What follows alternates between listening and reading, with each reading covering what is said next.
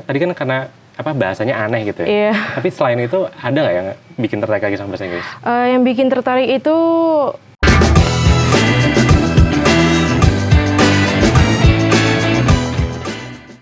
Halo, balik lagi di Podcast Jadi Bisa, sebuah podcast dari Kartu Prakerja, program peningkatan kompetensi Angkatan Kerja Indonesia yang diinisiasi oleh pemerintah. Dan kita percaya bahwa setiap orang punya hak untuk meningkatkan kompetensi mereka. Dan hari ini aku ada di Universitas Tanjung Pura di Pontianak. Saya Calvin, sekarang saya bersama dengan Lydia. Lydia, boleh nggak perkenalin diri kamu? Oke, selamat pagi Bang Calvin. Perkenalkan, nama saya Lydia Astriana. Saya berasal dari Pontianak. Saya tinggal di Kota Baru, Jalan Danau Sentarum.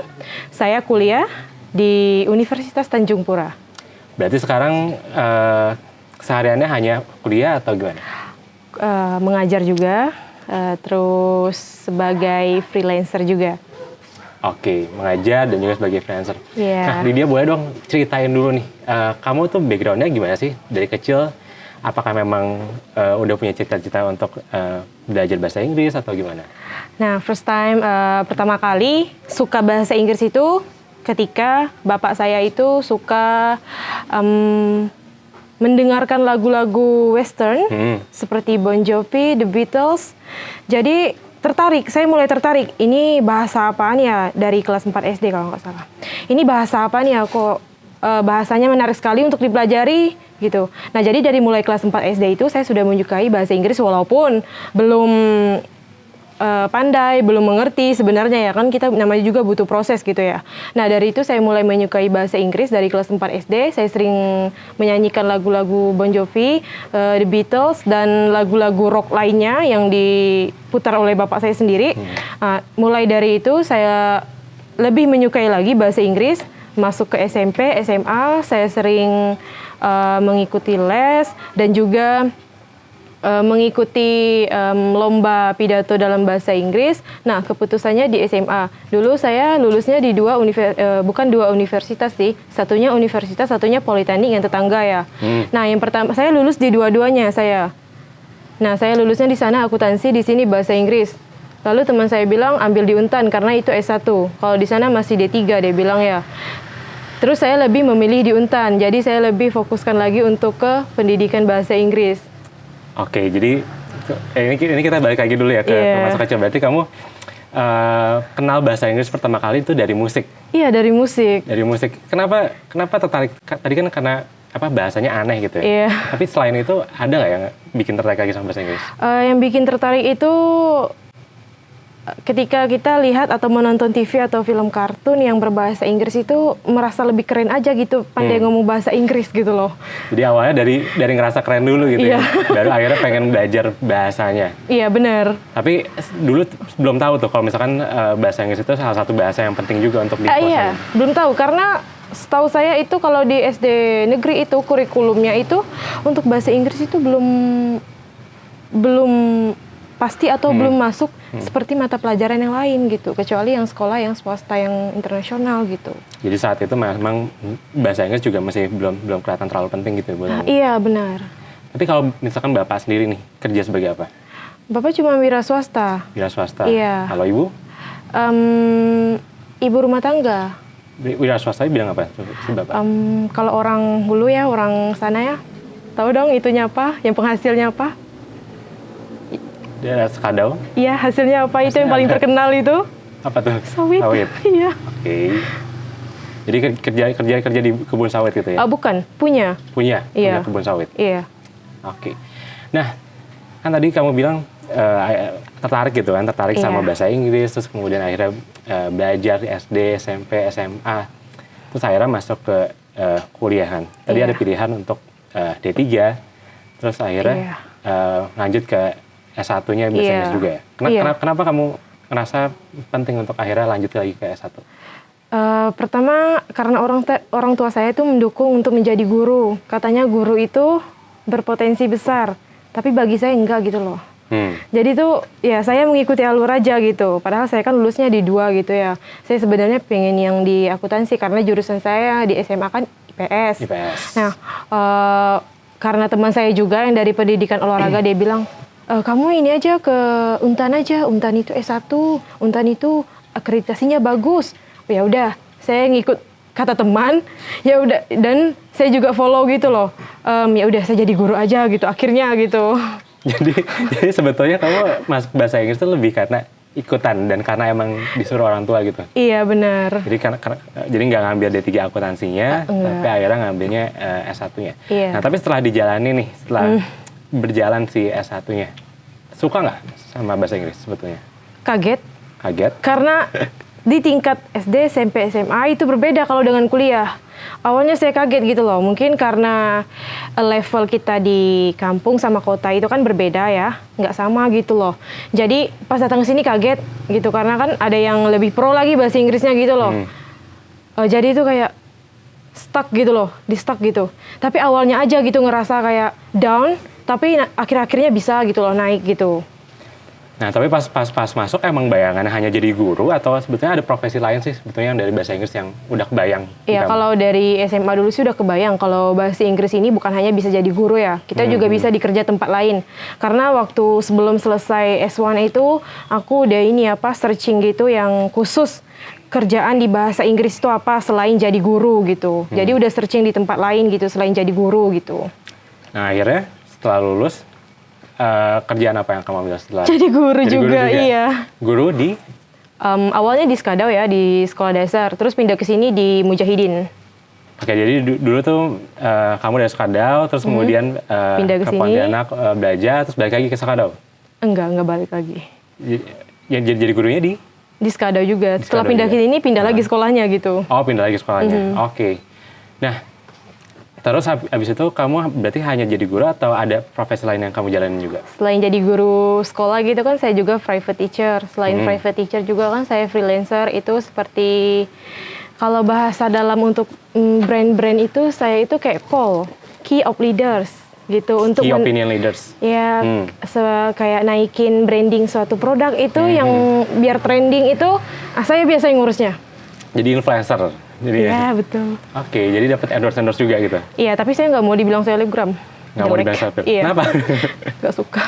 Tapi saya biasa dapat endorse itu butter produk itu sampai ratusan atau jutaan itu saya pernah gitu. Oke. Iya. Nah, tadi kan jadi guru, terus kemudian jadi private teacher. Itu private teacher berarti untuk anak-anak? Iya, untuk anak-anak. SD?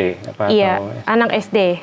Dan saya juga pilih-pilih ya pada saat mengajarnya ya, karena saya lebih memilih anak orang Cina kalau diajar daripada anak orang Melayu gitu ya. Karena saya tahu tuntutan dari anak orang tua yang kalau basicnya Chinese itu lebih disiplin gitu. Jadi kita itu enak ngajarnya gitu kalau anak yang berbeda gitu. Nah, kalau pengalaman saya mengajar yang sesama saya gitu, itu susahnya minta ampun gitu. Beda gitu, karena itu dia nggak dapat motivasi dari orang tuanya.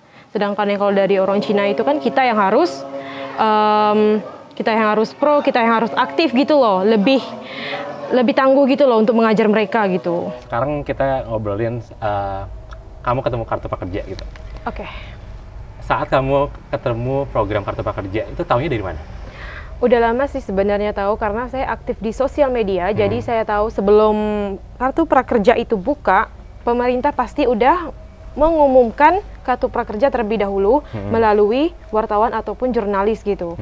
Terutama mungkin saya nggak tahu ya ini update-nya di berita portal mana gitu ya. Yang saya tahu itu saya taunya di Twitter ya, karena Twitter itu lebih update tentang berita yang terbaru dan terkini gitu ya. Nah, saya taunya dari itu. Taunya berarti dari sosial media gitu ya? Karena emang kamu juga aktif juga di sosial media. Iya, benar. Nah, kondisi kamu sebelum mendaftar Kartu Prakerja itu saat itu kayak gimana sih? Masih seperti biasa sih, guru honorer dan juga private teacher dan juga freelancer gitu. Pekerjaan nggak terdampak sama sekali apa? Agak terdampak sih, karena juga ya sebelum mengikuti pelatihan prakerja ini pengetahuan dan juga keterampilan, selain itu juga sertifikat itu kan saya belum punya yang resmi gitu, belum ada gitu. Jadi pas pandemi itu ada dampak sendiri nggak sih sebetulnya ke kerjaannya kamu sendiri? Ada sih dampaknya, karena yang kita tahu itu kan kalau guru honorer itu kan gajinya nggak menentu ya. Nah, saya hanya bertahan di private gitu loh. Nah, selama itu juga ya banyak kendala gitu. pasti yang pastinya tuh uang jajannya kekurangan gitu. Nah, akhirnya kamu daftar di gelombang berapa? 14 baru lulus. Saya dari pertama mencoba. Jadi dari 1 di bulan April berarti kan? Iya. Kamu udah mencoba terus berarti baru lulus di 14. 2021. Di 2021 bulan Maret. Nah, pelatihan apa aja yang kamu ambil? Ada ini yang saya ingat ya pelatihannya 4 atau 3 ya. 3 itu yang pertama itu saya ambil itu adalah English learning, menjadi tour guide dalam 3 jam. Habis itu bisnis untuk Mandarin. Habis itu saya belajar lagi tentang AI. AI jadi 3 ya. AI, bisnis untuk Mandarin. Kemudian bahasa Inggris untuk tour guide gitu ya. Iya. Nah, kenapa akhirnya ngambil bahasa Inggris untuk tour guide itu? Karena waktu jadi tour guide sebelumnya itu saya hanya mendapat sertifikat dari organisasi AIESEC itu bukan dalam bentuk tour guide, tapi hanya dalam bentuk sebagai saya hanya sebagai family house untuk student exchange ataupun turis lainnya. Sedangkan setelah mengikuti pelatihan yang tour guide itu, saya mempunyai sertifikat sendiri gitu. Jadi lebih apa ya? Lebih meresmikan sih profesi tour guide itu sendiri, karena kalau dari AIESEC hanya sertifikat hanya sebagai host family. Iya, host family. Jadi hanya menerima teman-teman dari luar negeri student exchange untuk tinggal di tempat kamu. Iya. Gitu ya. Nah, kalau yang Mandarin itu kan menarik. Iya. Mandarin untuk bisnis. Kenapa ambil itu? Awalnya saya kira ya untuk Mandarin ini kita belajar tentang Mandarin yang HSK level 1. Saya pikir gitu ya, Mandarin yang level 1. Ternyata pemula gitu ya? Iya, ternyata bisnis untuk Mandarin ini udah tinggi levelnya. Kira-kira kalau dalam bahasa itu kan udah naik level 6 7 gitu lah ya, bisnis Mandarinnya gitu loh. Nah, jadi saya tuh kaget gitu. Ya udah, saya rekam aja setiap pembelajaran dari Mandarin ini gitu biar lebih untuk belajarnya gitu. Akhirnya sekarang kepake nggak atau belum? Belum kepake. Belum kepake. Iya. Kalau yang AI itu kan menarik kan. Maksudnya itu digital banget. Iya. Kenapa kamu akhirnya ngambil itu? Karena kan kalau misalkan tadi dari ceritanya belum ada background yang kelihatannya kamu tertarik nih sama dunia digital. Iya. Karena kemarin itu kan saya aktif di sosial media, jadi sering-sering ada pemberitaan tentang artificial intelligence. Apa sih itu AI itu, saya bilang ya. Terus saya baca, saya cari beritanya, ternyata AI itu lebih keren daripada manusia gitu loh. Kayak diciptakan oleh manusia, tapi dia lebih pintar dan lebih keren dari manusia gitu loh. Makanya kepengen belajar AI ini apa sih sebenarnya. Emang agak sulit pertama kali belajar AI pas tutornya nyampaikan ya. Saya bingung gitu loh. Ternyata lebih susah ya belajar AI, saya bilang gitu. Nggak semudah yang dibayangkan ataupun baca berita gitu. Nah, kalau sekarang yang pemahaman kamu sejauh ini soal AI jadi gimana? Ada pro dan kontra juga sih tentang AI gitu ya. Kalau menurut kalau untuk orang yang sibuk kerja itu AI memang dibutuhkan gitu loh untuk membantu gitu. Tapi tenaga manusia itu tidak dibutuhkan lagi kalau memang AI itu benar-benar berkembang pesat gitu. Tetapi AI itu lebih istilahnya kecerdasan buatan ini lebih mendukung program-program gitu loh. Istilahnya kan kalau AI ini ini kan menurut pribadi saya gitu ya. Setahu saya AI ini kalau kerjanya dia lebih progresif daripada manusia gitu. Oke. Berarti kalau untuk sekarang AI-nya itu lebih sebagai pengetahuan ya setelah ikut benar. Jadi lebih tahu, lebih terbuka tentang hal itu gitu. Oke. Nah, setelah kamu ikut Kartu Prakerja, apa yang kamu rasain setelah dapat semua pelatihan itu? Oke.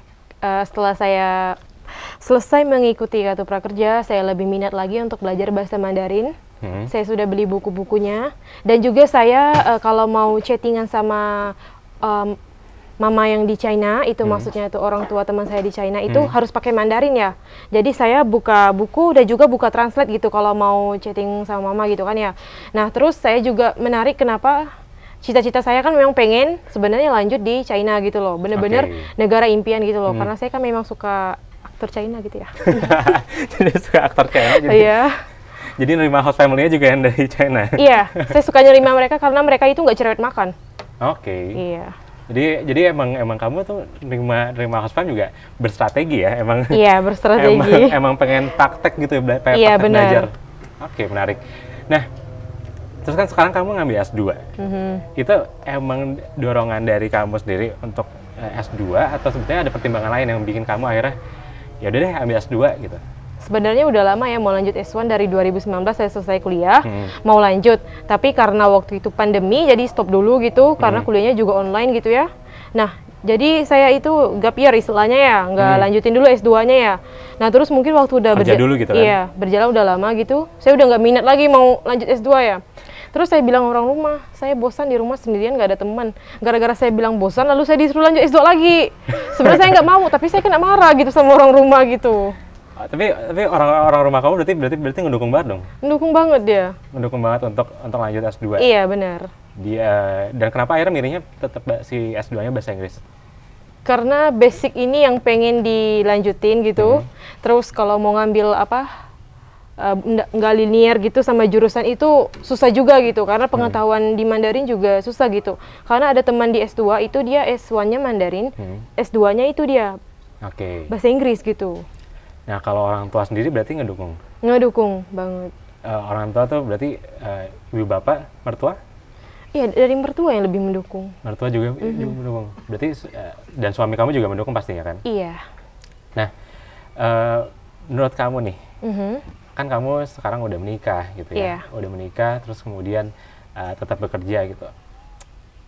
Sepenting apa sih perempuan tetap mengejar pendidikan dan tetap bekerja? Oke, ini kalau jawabnya jujur atau gimana ya? Jujur. Oke, kayak gini ya kita ya sebagai perempuan ya, yang namanya perempuan walaupun jadi ibu rumah tangga ataupun sebagainya itu harus punya keahlian ya. Kan banyak orang bilang itu percuma pendidikan tinggi tapi ujung-ujungnya jadi ibu rumah tangga. Sedangkan jadi ibu rumah tangga itu kan nggak semudah itu gitu loh, membimbing dan punya prestasi, punya kemampuan gitu loh, punya edukasi yang bagus gitu untuk anak-anak nanti gitu loh. Nah, kita belum tahu ya umur gitu loh. Kalau kita misalnya nggak punya apa-apa, nggak ngapa-ngapain gitu, hanya mengharapkan dari suami, kita belum tentu tahu ke depannya gitu loh. Nanti suaminya gitu loh, kan kita nggak tahu gitu. Jadi kamu ngerasanya juga ya perempuan juga tetap butuh punya daya saing gitu ya? Iya. Supaya tetap bisa tetap aktif juga, supaya tetap bisa berpenghasilan gitu. Nah, sempat ada ini nggak sih, sempat ada diskusi nggak sih sama suami soal apakah saya boleh bekerja atau apakah saya boleh lanjut S2 gitu, karena kan mungkin ada juga yang ngerasa ya udah tadi kan kamu bilang perempuan itu ya udah jadi ibu rumah tangga aja gitu. Iya, benar. Karena sebelum menikah itu kami sudah diskusi panjang, apalagi saya itu orangnya yang paling nekat gitu ya. Pokoknya kalau mau menikah dengan saya harus kerja. Saya nggak kerja, saya bilang. Saya udah biasa kerja, saya udah biasa nyaman dengan penghasilan sendiri. Bukan berarti tidak mau nerima dari suami gitu kan ya. Tetapi saya juga harus bekerja gitu. Dan suami sama orang tua ataupun mertua tetap setuju saya tetap bekerja gitu. Dan mereka juga memang setuju gitu ya. Iya, dari perempuan awal tetap gitu. harus punya ilmu gitu ya. Iya. Nah, bagi waktunya susah nggak sih sebetulnya sekarang dengan kondisi baru menikah gitu ya, sama pekerjaan sehari-hari sama S2-nya ini? Nggak susah sih, karena di rumah itu kan cuma saya dan suami aja gitu ya. Terus suami saya itu nggak pernah nuntut kayak orang harus gini, enggak dia. Kalau misalnya saya nggak sempat masak dan saya terlambat ke kampus, dia yang masak gitu. Dia yang bukain pagar dan sebagainya, bukain pintu, nyiapin motor. Ya dia gitu, saya tinggal pergi aja gitu. Jadi dua-duanya punya peran yang sama ya? Iya. Nggak ada yang satu harus kerja ini, satu harus kerja ini, Iya, jadi semua perlu. punya peran. Nah, punya pesan nggak sih Lydia untuk teman-teman nih yang belum join Kartu Prakerja? Apa sih sebetulnya kalau misalkan Lydia sendiri sebagai penerima Kartu Prakerja, pesannya untuk mereka? Oke, pesan saya kepada teman-teman yang belum menerima Kartu Prakerja atau lagi berjuang ya biar lulus Kartu Prakerja ya, mohon diikuti dengan benar, mohon diikuti dengan seksama, sebagaimana itu kalian memilih pelatihan prakerja. Jadi saya mohon kepada teman-teman selama mengikuti pelatihan Kartu Prakerja itu benar-benar diikuti. Kalau perlu materinya disimpan dan direkam. Jangan kalian ngikutin pelatihannya yang dicepat-cepatin itu, saya tahu itu trik itu tuh. Dicepat-cepatin, saya tahu itu triknya. Jadi mohon diikuti benar-benar biar kalian itu benar-benar mendapatkan ilmu dan sertifikatnya itu benar-benar dipergunakan dengan baik gitu saat kalian melamar pekerjaan ataupun kalian mau membuka wirausaha gitu. Nah, kemarin kan kamu juga udah ngerasain nih di Temu Alumni kemarin. Ikut kelas offline. Iya. Nah, menurut kamu gimana tuh pengalamannya kelas offline?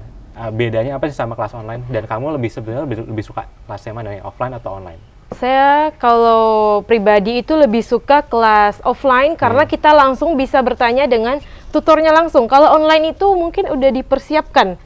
Saya lihat sih bisa dicepatin. Oh, berarti ini udah dipersiapkan dari awal ini tutornya ngajar videonya ini. Saya lebih suka offline sebenarnya. Offline-nya karena mungkin bisa ketemu sama banyak orang dan juga lebih bisa praktek gitu ya? Iya benar, lebih bisa praktek gitu. Terutama karena kamu juga bahasa gitu, jadi mungkin lebih gampang untuk prakteknya sama teman-teman ya? Iya. Oke. Nah, satu yang ketinggalan tadi, soal insentif. Oke, insentif. Nah, kamu kan juga dapat insentif nih selama ikut Kartu Prakerja. Insentif itu kamu gunain untuk apa sih?